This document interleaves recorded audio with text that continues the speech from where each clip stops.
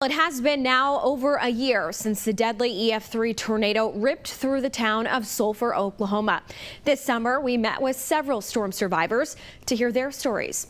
Today, we will hear from Camden Gray and how his family was able to outrun the storm, and Austin Thompson, who found himself in the direct path of the tornado.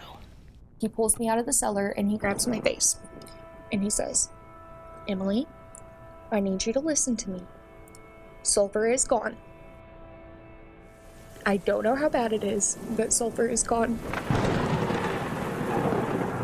April 27th at 9:20 p.m. Sulphur. And we're dodging, I'm talking power lines and trees and bricks. And the people that lived there changed forever. I got a text message and it said that Austin was alive, but he was hurt. Bedtime routines completely dismantled. Something wasn't right. So we loaded the kids up and drove across town, went to a cellar, and by the time we got there, the sky had just turned green. It was eerie. The tornado was less than 3 miles away from the Grays, ripping downtown to shreds. I had to wake my buddy up because he, was had to work really early in the morning. He was already asleep. I remember he yelled out that we had to go straight to the shelter, and I was maybe 15 feet behind him. But it was too late. I went out the door, and when I looked out the alley, I could see what just looked like a moving wall of gray. And it didn't take me more than a second to realize that it was a tornado.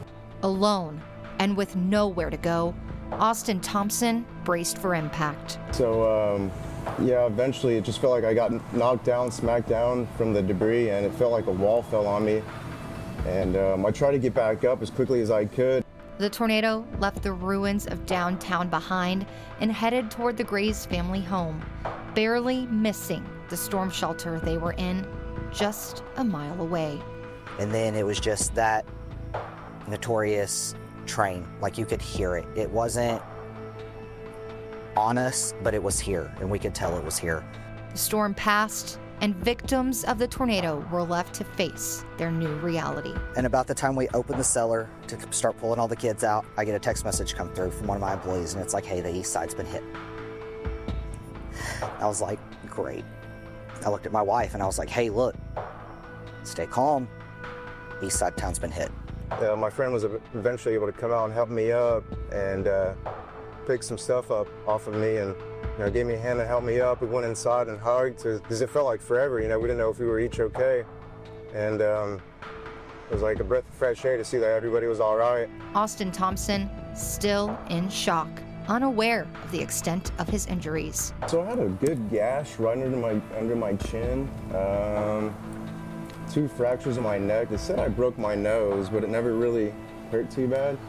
But my breathing is a little affected, so maybe I did. And just a bunch of cuts all over, abrasions. I was in so much pain I couldn't sit up or stand up.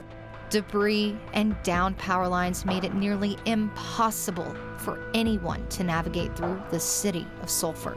Camden and his wife decided to head back toward their house on the east side of town. And we pull up and we're like, 4 walls, we're good. Our house is still here, we're okay. Only to discover the nauseating truth of what could have been for their 3 boys, Ollie, Decker, and Shiloh. And so we opened the doors to where our kids were laying not even 2 hours prior, and their entire ceilings had just fell in.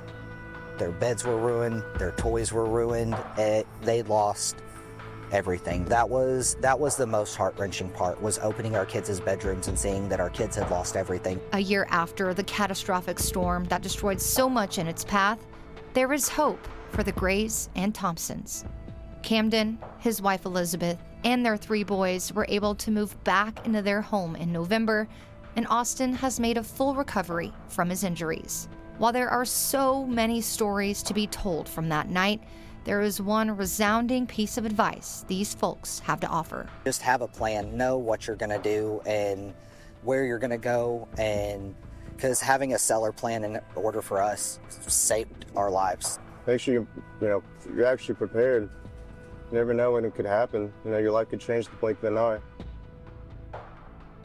Such terrifying stories, but so fortunate that they're still here to share those and hopefully save lives in the future. Yeah, nocturnal tornadoes, as we know, incredibly dangerous. All tornadoes are dangerous, Right. but especially at night and people going to bed, maybe they don't have all the ways to receive weather alerts.